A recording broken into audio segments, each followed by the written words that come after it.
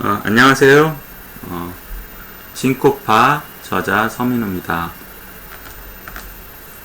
자, 이번 시간에는 이제 파이썬 개발 환경을 이제 구성을 해보겠습니다. 이제 파이썬 개발 환경 구성은 이제 파이썬을 설치하고, 그 다음에 이제 실습 환경을 설정하고, 그 다음에 이제 기본 코드를 살펴보고, 요 순서로 진행을 하겠습니다. 이제 수업 제 동영상 중간중간에 이제 궁금한 점이 있으시면은, 그 궁금한 내용에 대해서, 댓글을 이제 달아주시든지 하면은 그거에 대해서 제가 답해 드리도록 하겠습니다.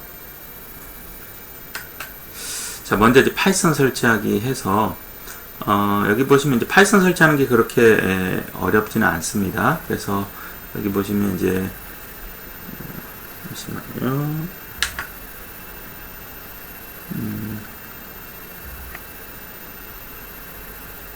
보시면 이제 구글에서 이 파이썬 다운로드 이렇게 이제 검색하시고, 그 다음에 이 사이트로 들어가시면 됩니다. 여기 www.python.org 다운로드 여기로 들어가시면 되고, 이 사이트에 이제 들어가셔가지고 요 사이트에서 이제 조금 아래로 이동하시면은 보시면 looking for a specific release 이 부분을 찾으시고요. 제가 요거 책을 만들 당시에는 파이썬 3.8.3 요게 최신 버전이었습니다. 그래서 요 버전을 이제 설치를 했고, 지금 현재는 3.8.5 버전이 또 올라갔더라고요. 그래서 요렇게 이제 설치를 해 주시고요. 최신 버전을 설치를 하시고 안 되면 이제 요 3.8.3을 책 내용대로 이제 진행을 한다라면 요 3.8.3을 설치를 해 주시면 됩니다.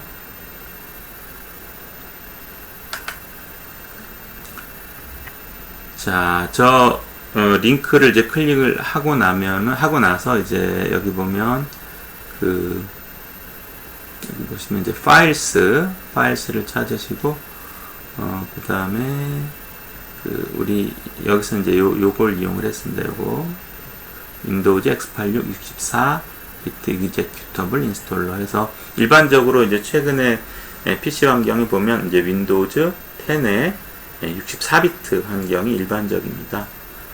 그래서 만약에 나는 32비트다 하게 되면은 요 x86 executable 인스톨러 요걸 가지고 이제 설치를 해주시면 됩니다.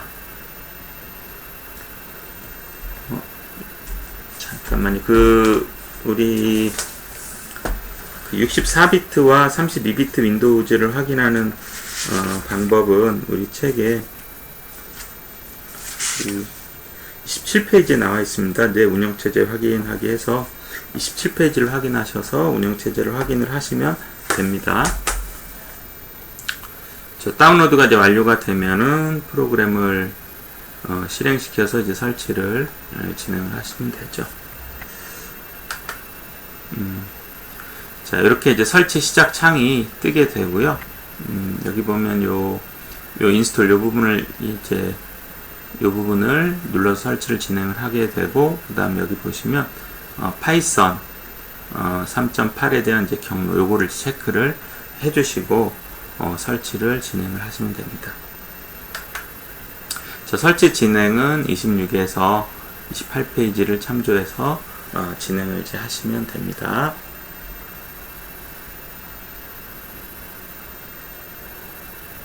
자, 동영상을 이제 멈추시고 설치를 쭉 진행을 이제 하신 후에 다시 수업을 이제 들으시면 됩니다.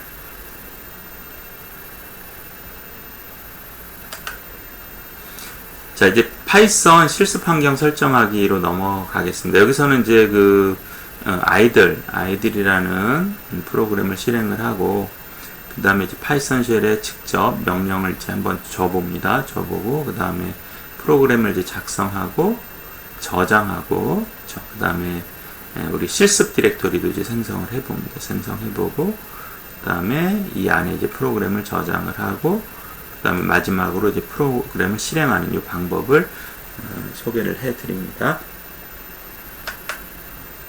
자, 아이들 실행하기. 데스크탑 좌측 하단에 그 검색창이죠. 이 검색창 여기에 이제 아이들이라고 입력을 하시게 되면은 그 상단에 이렇게 아이들 프로그램이 보이게 되고요. 이 프로그램을 실행을 하시면 됩니다. 자, 아이들 같은 경우는 이제 Python's Integrated Development and Learning Environment 이렇게 요거의 약자죠. 그래서 요게 이제 파이썬 통합 개발 학습 환경을 의미를 하는 거죠. 그래서 우리는 아이들을 이용해서 파이썬 실습을 진행을 합니다. 자, 아이들 프로그램을 실행을 하시면은 창이 이렇게 뜨죠. 이렇게 창이 뜨고, 요게 이제 아이들 창입니다. 아이들 창이고, 여기에 이제 명령을 직접 입력을 할 수가 있습니다. 자, 한번 여기에 명령을 한번 줘보세요. 이렇게 프린트 안녕 파이썬 하고 이제 엔터를 치시면 그러면 이제 안녕 파이썬이라는 문자열이 출력이 되는 거죠. 그렇죠? 자, 프린트는 문자열을 출력하고자 할 때 사용하는 이제 함수예요. 뒤에서 이제 소개를 드리긴 하겠지만은 우리가 이제 프로그램의 어떤 진행 상태 라든지 또는 그 내부의 어떤 변수의 상태라든지 뭐 이런 것들을 이제 보고자 할 때 프린트라는 함수를 사용을 하게 되고요. 요거는 이제 그 파이썬 쉘이 우리에게 사용자에게 명령을 이제 주는 사람에게 어떤 결과를 보여주는 역할을 이제 말하는 역할을 한다라고 생각을 하시면 됩니다.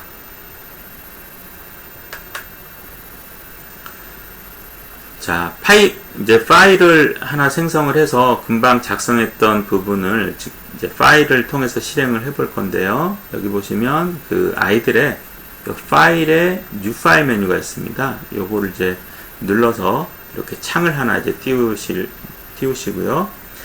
단축키로 컨트롤 N 키를 눌러서 실행을 이제 시키실 수도 있어요. 자, 그 다음에 이렇게 프린트 안녕 파이썬 해서 우리가 그 아이들의 그 파이썬 쉘상에서 직접 줬던 명령을 이렇게 작성을 이제 하는 거죠. 작성을 하고 현재는 이제 untitled라고 해서 파일이 이제 저장이 되지 않은 상태로 되어 있죠. 자, 그 다음에 이제 저장은 여기 보시면 파일에 요 save 메뉴를 이용해서 이제 저장할 수가 있고요. 컨트롤 S 키를 눌러서 여기 이제 단축키인데 이렇게 저장을 하실 수도 있습니다. 자, 그럼 이렇게 이제 다른 이름으로 이제 저장 창이 뜨게 되고요. 여기에 이제 우리가 그 실습 디렉토리를 만들 건데 현재 이게 보면 그 사용자의 app 데이터 밑에 로컬 밑에 프로그램스 밑에 파이썬 밑에 파이썬 38이라는 디렉토리 안에 내용이 이제 보여주고 있는데요. 요 안에 이제 우리가 디렉토리를 실습 디렉토리를 만들 겁니다. 자, 다른 이름으로 이제 저장 그 창에 요 새 폴더 요 메뉴를 이용을 해서 폴더를 하나 디렉토리를 하나 생성을 하시고요. 거기에 이제 우리는 랩스라는 이름을 이제 붙여서 여기에 이제 그 실습 파일들을 저장을 이제 할 겁니다. 요 책에서는 독자 여러분은 그 여러분들이 원하는 이름을 이제 사용하셔도 되고요. 자, 그래서 요 랩스 디렉토리로 이제 이동하셔가지고 그 하단에 이제 언더바 00 언더바 헬로 여기서는 이제 파일의 순서를 주기 위해서 이제 번호를 붙인 거고요. 여러분들은 뭐 번호를 주셔도 되고 주시지 않으셔도 상관은 없습니다.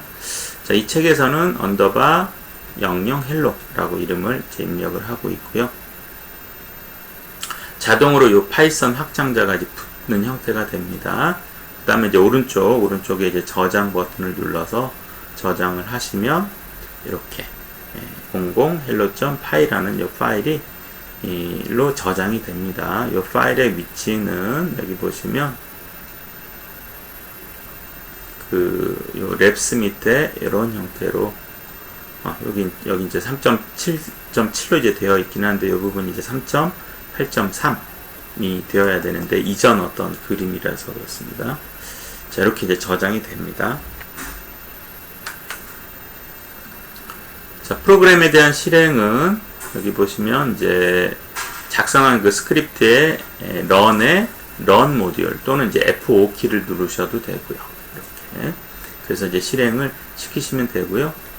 이렇게 실행을 시키시게 되면 창이 하나 뜨면서 이렇게 00 여기 00 hello.py 프로그램의 이제 실행 결과로 이렇게 안녕 파이썬 이렇게 이제 나오게 되는 거죠. 자, 그래서 이건 이제 아이들 창을 통해서 이제 실행 결과가 보여집니다. 그 이전에 이제 띄었던 그 아이들 창에서 결과가 나오게 되는 거죠. 자, 그래서 이제 실습 환경 설정은 29에서 이제 32페이지를 참조하셔서 한번 설정을 해보시기 바랍니다. 동영상을 멈추시고 그 환경 설정을 진행을 이제 해 주십시오.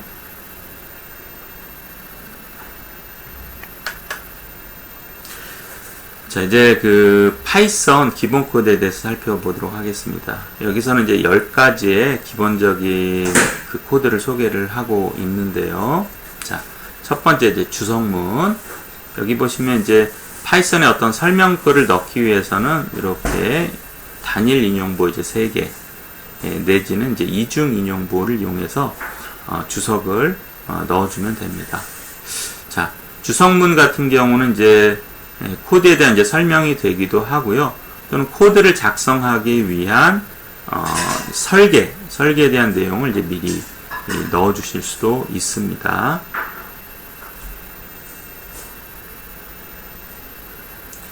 자, 그 다음 이제 while문. 자, while문 같은 경우는 그 어떤 동작을 계속 수행하고자 할 때 그때 이제 사용을 합니다.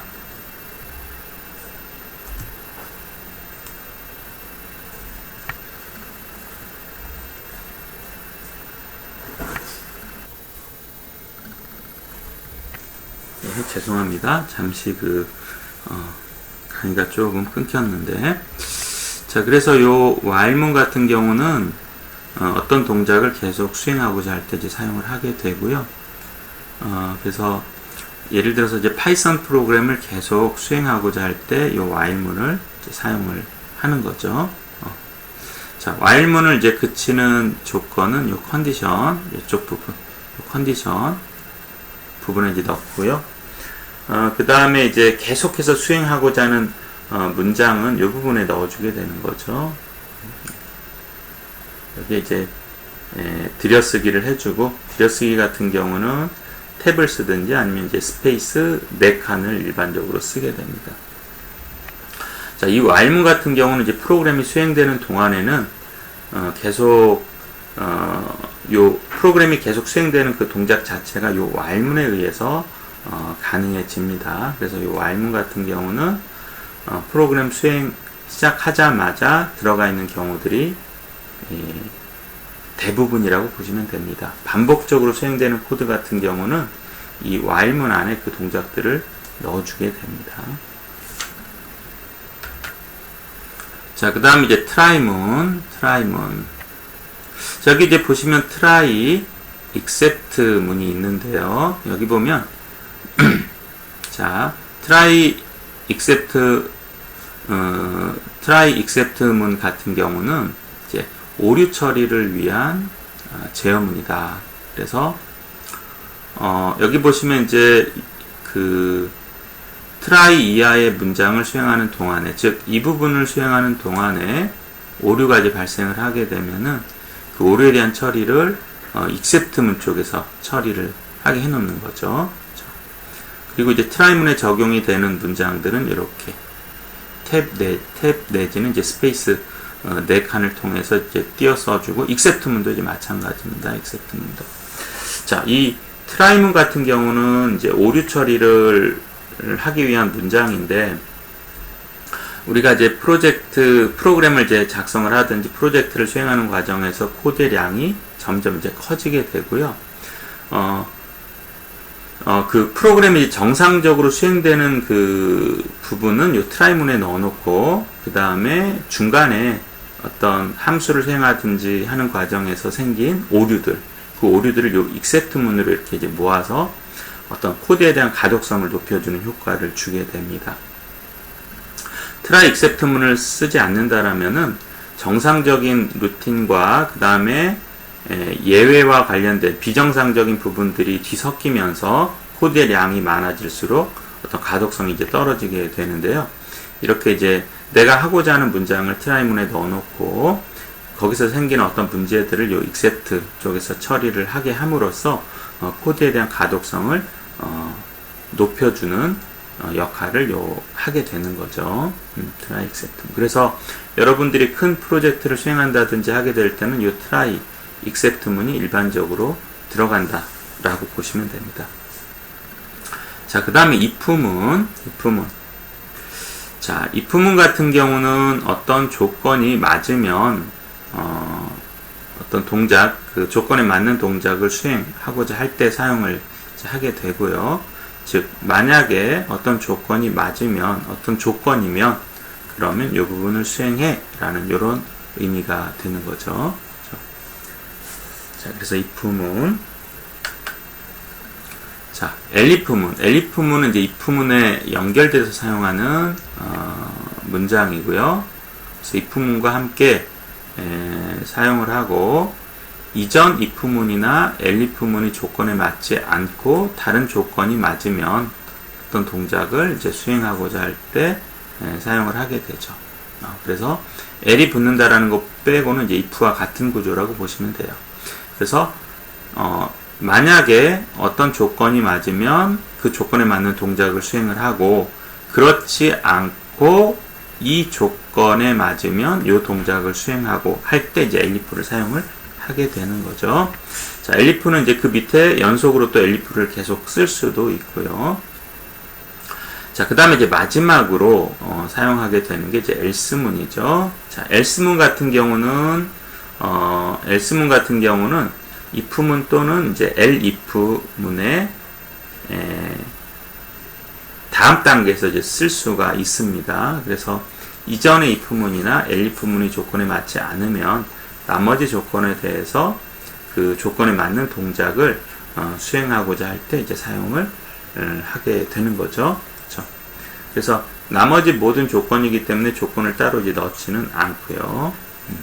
자, 이것도 이제 마찬가지로 그 앞에 조건을 제외한 이제 나머지 동작에 대해서 수행을 하게 되는데, 요 else에 해당되는 동작은 탭이나 스페이스 네 칸을 띄워주고 이렇게 써 넣어주시면 되는 거죠. 자, 여기 이제 보면은 우리가 이제 파이썬에서는 보시면은 앞에서 봤던 이제 if문이라든지 else문이라든지 그 문장의 하위 문장을 이렇게 콜론이죠. 콜론, 쌍점, 그 다음에 들여쓰기를 가지고 구분을 하게 되고요. 이 쌍점과 들여쓰기는 문법적인 요소이기 때문에 들여쓰기를 안 한다든지 하게 되면 이제 오류가 발생을 하게 됩니다. 자, 그 다음에 이제 포문. 자, 포문 같은 경우는 실제로 이제 포인 형태로 사용이 되게 되고요. 포인문 같은 경우는 일반적으로 이제 같은 형태의 항목의 모임에 있는 각각의 항목에 대해서 같은 형태의 동작을 이제 반복할 때 사용을 이제 하게 되죠. 즉, 집합 형태 데이터. 그래서 예를 들어서 우리가 이제 리스트, 이제 목록, 우리말로는 이제 목록이죠. 리스트 또는 어떤 이제 사전 등에 대한 이제 처리를 할 때 사용하는 제어문이에요. 그래서 여기 보시면 이제 요 아이템스 요 자리에 집합 데이터가 오게 돼요. 그래서 목록이라든지 항목이라든지 같은 형태의 데이터가 많을 때, 뭐 데이터가 예를 들어서 10개 이런 정도로 생각하시면 안 되고요. 데이터가 100만 개, 1000만 개 이렇게 온다라고 보시면 될 것 같아요. 예를 들어서 이제 1000만 개의 데이터, 뭐 우리나라로 치면 이제 5천만 인구에 대한 데이터를 가지고 처리를 하는 그 과정에서 5천만 명에 대한 데이터가 이쪽에 오게 되는 거죠. 그 데이터에 들어가 있는 데이터 데이터 집합에 들어가 있는 데이터 하나하나를 이 아이템으로 받아서 그 아이템을 처리를 하게 됩니다. 우리가 컴퓨터를 쓰는 이유는 반복된 형태의 작업을 할 때, 또 그 반복된 데이터가 굉장히 많을 때, 10개, 20개 이런 정도가 아니고 100만 개, 1000만 개, 10억 개, 100억 개, 특히나 이제 인공지능과 관련된 데이터는 훨씬 더 많죠. 그쵸? 우리가 빅데이터라든지 사물 인터넷이라든지 해서 이제 사물로부터 오는 어떤 데이터, 이런 데이터들은 수십 개, 수천 개가 아니고 수십억 개, 수백억 개가 될 수가 있는데요. 그런 데이터들을 이제 처리할 때, 같은 형태의 데이터가 굉장히 많을 때, 그 데이터 하나하나를 처리할 때 사용하게 되는 게 바로 포문이죠. 포문. 굉장히 중요합니다. 이 포문 같은 경우는 이제 굉장히 중요하고요. 또 파이썬에서는 이 포문에 대한 포문을 사용하는 방법이 좀 다양합니다. 다양하고, 그래서 이제 이 포문을 내가 정확히 쓸 수 있느냐라는 게 어떻게 보면 내가 파이썬을 잘 이해를 했느냐, 이렇게 대응이 된다고도 볼 수 있을 것 같아요. 그래서 다양한 상황에 대해서 뒤에서 이 포문에 대해서 이제 살펴볼 거고요. 나 파이썬 하는데 포문 정확히 쓸 줄 알아 하면은 그러면 그 사람은 파이썬 문법에 대해서는 대부분 안다라고 이제 보셔도 될 것 같습니다. 굉장히 중요합니다. 자, 그 다음에 이제 define. 요거는, define이라는 것은 이제 함수를 이제 정의할 때 사용을 하게 되고요. 이 함수는 그렇게 이해하시면 됩니다. 우리가 수학 시간에 배웠던 그 함수, 이렇게 이해를 하시면 됩니다. 그래서 이제 그 함수를 파이썬상에서도 이제 함수라고 얘기를 하는 거고요.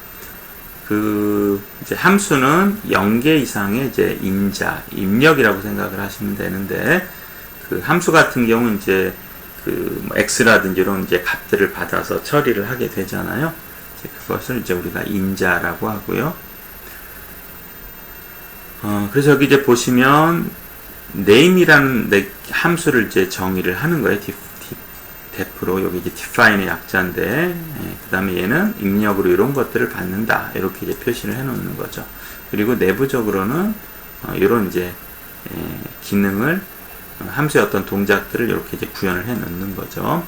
자, 함수 같은 경우도 마찬가지로 요 쌍점과 들여쓰기를 가지고 요 함수에서 수행할 동작들을 표현을 이제 해 주셔야 됩니다. 자, 그 다음에 이제 클래스문. 자, 제가 앞에서 이제 함수에서 설명 안 한 부분이 이제 함수 같은 경우는 작은 동작들을 묶어서 이제 큰 동작을 만드는 개념이에요.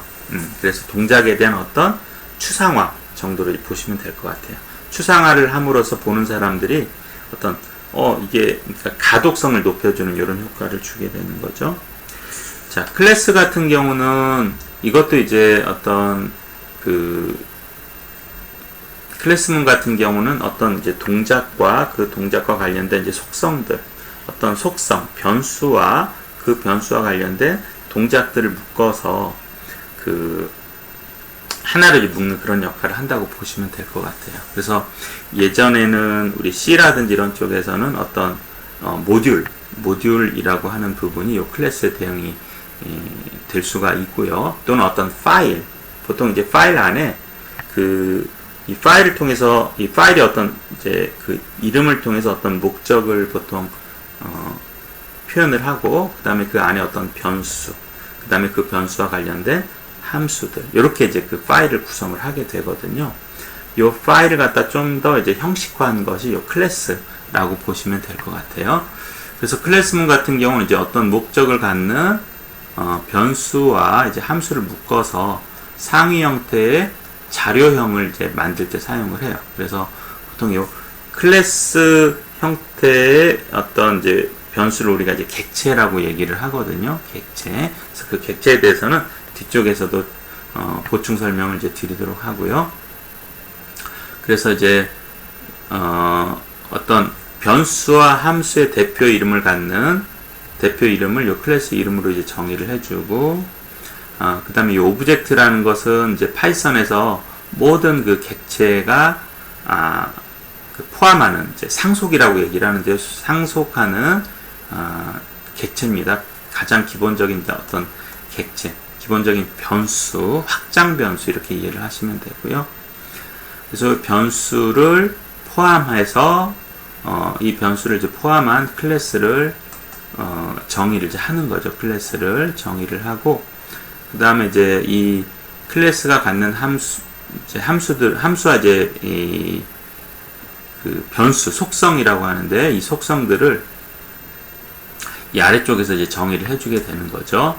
자, 이 클래스의 속성은 요 init이라는 요 함수, 요게 이제 생성자 함수라고도 하는데, 생성자 함수 내에서 요 속성을 이렇게 이제 정의를 해주고, 여기서는 요 속성들과 관련된 함수들을 따로 정의해 주지는 않았지만은 그런 함수들이 정의가 되게 됩니다. 자, 그래서 뒤에서 이제 클래스문을 살펴볼 거고요. 그 다음에 이제 위드문. 자, 위드문 같은 경우는 파이썬 언어의 뒷부분에서 나오게 됩니다. 그래서 with as문을 나타내고 이런 형태로 써요. with something as name. 자, 이 something 자리에 일반적으로 이제 클래스 내지는 뭐 파일을 열기라든지 소켓이라든지 이런 게 오게 돼요.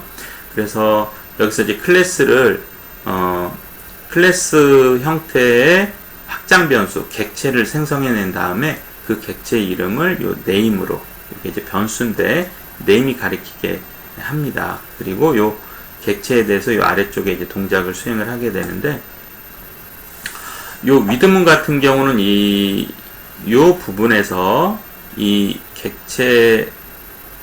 객체를 위해서, 이 변수를 위해서 생성되는 어떤 메모리, 리소스라고 하는데요. 뭐 메모리라든지 또는 파일이라든지 소켓이라든지 이런 것들을 이제 할당을 하고, 그것들을 가지고 필요한 동작들을 수행한 다음에 이 위드문을 빠져나가면서 자동으로 해제되게 하기 위해서 만들어 놓은 문장입니다. 그래서 뒤에서 이 위드문에 대해서는 자세히 살펴볼 겁니다. 좀 파이썬에서는 이제 고급 문장에 해당이 된다라고 보시면 됩니다. 자, 그래서 우리 이제 파이썬에 대해서 이제 환경 설정이라든지 또는 기본적인 문법에 대해서 살펴보았습니다. 질문이 있으시거나 하시면은 그 댓글을 이제 달아주시면 그 부분에 대해서 제가 답변을 해드리도록 하겠습니다. 네.